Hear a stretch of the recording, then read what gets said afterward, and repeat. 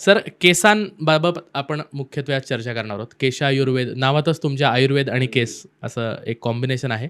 केस गळतीपासून थोडी सुरुवात करूया. सध्या केस गळती हा फार मोठा आणि कळीचा प्रश्न होऊन बसलाय सगळ्यांसाठी. तर काय-काय मुख्यत्वे कारणं आहेत केस गळण्याची? कुठेही भेटायला गेलो, फिरायला गेलो, नातेवाईकांमध्ये गेलो, पॉडकास्टला आला तरी तोच प्रश्न असतो पहिला की आमचे केस गळतायत आणि याची कारणं काय असतील आणि ट्रीटमेंट काय असेल. तर बेसिकली आयुर्वेद हा खूप प्रिसाइजली आपल्याला केस गळतीची कारणं सांगतो. म्हणजे एवढी प्रिसाइज कारणं मी आयुष्यात कुठे वाचली नव्हती. म्हणजे तुम्हाला वाटतं का 5,000 वर्षापूर्वी व्हॉट्सअप आणि फेसबुक हे केस गळतीचं कारण म्हणून सांगितलं असेल? काय मत? 5,000 वर्षापूर्वी वाग्भटाचार्यांनी खाली मान घालून काम करणे अच्छा. हां. हे केस गळण्याचं कारण सांगितलंय. बरं. अच्छा. आणि आता आपण खाली मान घालून काम कशामध्ये करतोय? सगळे रील स्क्रोल Correct. करताना, मोबाईल वापरताना, बरोबर. व्हॉट्सअप वापरताना, फेसबुक वापरताना.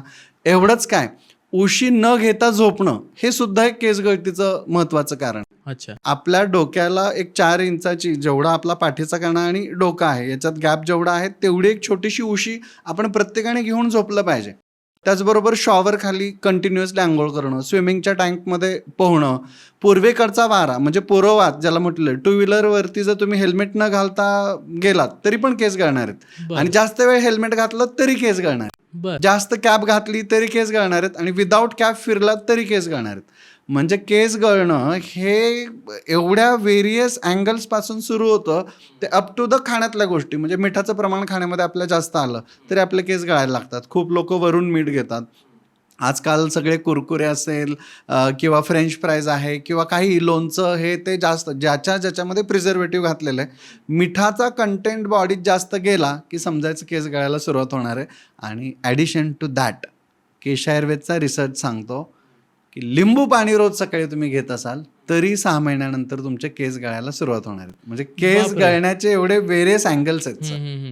पण रील्समध्ये तर आम्ही पाहतो की लिंबू पाण्याने सुरुवात करणं म्हणजे दिवस चांगला जाणं वगैरे. पण त्याचा केसावर असा परिणाम होतो हे माहित नव्हतं. याच्यापूर्वी सुद्धा मी अनेक ठिकाणी खरं वेगवेगळ्या ठिकाणी मुलाखतीला बोलवल्यानंतर हे खूपदा सांगितलेलं आहे, पण तरी इथं शॉर्टमध्ये रिपीट करतो. लिंबू हे क्लिनिंग एजंट म्हणून वापरलं जातं. बरं. म्हणजे बघा, कुकरमध्ये पण एक लिंबाची फोड तुम्ही ठेवताय. हॉटेलमध्ये जेवण झाल्यानंतर हात स्वच्छ करण्यासाठी सुद्धा लिंबू पाणी ते देतात. आपलं पोट साफ होण्यासाठी, आतून क्लीन होण्यासाठी पण आपण लिंबू पाणी पितो. त्याचबरोबर व्हील साबण, कपडे धुण्याचा, त्याच्यामध्ये पण लिंबू लिंबू आहे. आहे. बरोबर. बर्तन धोणे का साबण, ज्याला आपण भांडी घासण्याचा साबण म्हणतो, विम बार, त्याच्यामध्ये पण लिंबू आहे. एक बूंद में 100 नींबू हा, का. म्हणजे जिथे जिथे लिंबू आहे, लिंबाचं कामच एक शालन कर्म आयुर्वेदानुसार, म्हणजे स्वच्छ करणं, धुवून काढणं, काढून टाकणं. तसं कपाल मोक्ष होतो. एवढे केस त्याने गळायला लागतात. ते जर प्रमाणापेक्षा जास्त पिलात तर. अर्थात प्रमाणात घेतलं तर ते न्यूट्रिशनच देत आहे, फायदाही करत आहे, पण प्रमाणापेक्षा जास्त घेतलं तर त्याने सुद्धा केस गळणार आहेत. ओके. तुम्ही काही एक्सटर्नल फॅक्टर्स सांगितले आता, हो. त्याची आपण काळजी घेऊ शकतो. समजा हेल्मेट वापरतोय तर योग्य प्रमाणात, कॅप कधी वापरतोय तर योग्य प्रमाणात. पण पोटातून घ्यायच्या मग कुठल्या गोष्टी अशा आहेत की ज्याने केस गळण्याचं प्रमाण कमी होईल किंवा पूर्ण थांबेल? खूप महत्त्वाचा प्रश्न आहे हा. पोटातून घेताना आपण अशी औषधं घेतली पाहिजे जे आपल्या हाडांना पण बळकटी देतात. कारण आयुर्वेदानुसार आपल्या अस्थिधातूतून केश धातूची निर्मिती होते. त्यामुळे बदाम, अक्रोड, मनुके, खजूर, अंजीर या गोष्टी आपल्या केसांच्या वाढीसाठी खूप महत्त्वाचा फायदा देतात.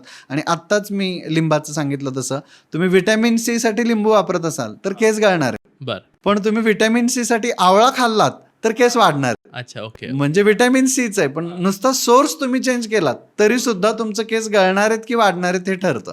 आणि मग त्या आवळ्यापासून बनवलेला च्यवनप्राश जर तुम्ही रोज घेत असाल तर अजून चांगलं. क्या बात आहे. म्हणजे केसांना हे न्यूट्रिशनच लागतं. आपली एकही गोष्ट आपल्याला अशीच सोडून जात नाही.